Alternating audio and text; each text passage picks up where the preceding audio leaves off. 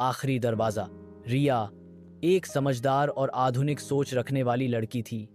एक दिन उसे अचानक गांव से फ़ोन आया, तुम्हारी दादी नहीं रहीं, उन्होंने तुम्हारे नाम पर हवेली छोड़ी है।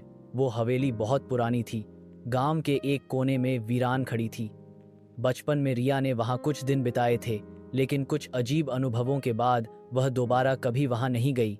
दादी की वसीयत में लिखा था, हवेली छोड़ने से पहले आखिरी दरवाज़ा खुद बंद करना। रिया को बात अजीब लगी, लेकिन वह गांव गई।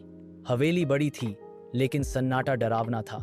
टूटी खिड़कियां, दीवारों से झड़ती सीलन और हर कोने में पुरानी लकड़ी की सड़न की बदबू। रिया एक एक कमरा देख रही थी। तभी अचानक एक दरवाज़ा अपने आप किटकिट करता हुआ खुला। उसने दरवाज़ा बंद किया, लेकिन कुछ ही पल बाद फिर खुल गया, जैसे किसी ने अंदर से उसे बुलाया हो। डरते डरते उसने दरवाजे के अंदर झांका। दीवार पर एक पुरानी फोटो टंगी थी।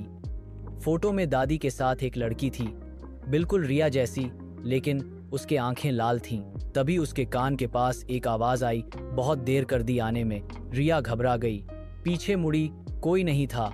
वो बाहर भागना चाहती थी, लेकिन दरवाज़ा अपने आप बंद हो गया और वो कमरे में कैद हो गई। कमरे के अंदर सब कुछ बदलने लगा। दीवारें लाल हो गईं, फर्श पर खून फैल गया और हवेली के कोनों से सिसकियां आने लगीं। अचानक उसकी दादी की आत्मा प्रकट हुई, चेहरा अधजला, आंखें कोयले जैसी काली।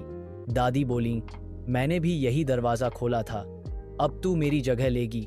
हर 50 साल में एक नई आत्मा चाहिए इस हवेली को।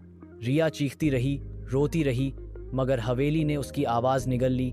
धीरे धीरे उसका शरीर गायब हो गया और फोटो में अब एक नई लड़की की आंखें लाल हो चुकी थीं, रिया की। आज भी वो हवेली वहां खड़ी है और आखिरी दरवाज़ा कभी कभी खुद ब खुद खुलता है। शायद रिया अब किसी और को बुला रही है। तुम्हें वॉन्ड।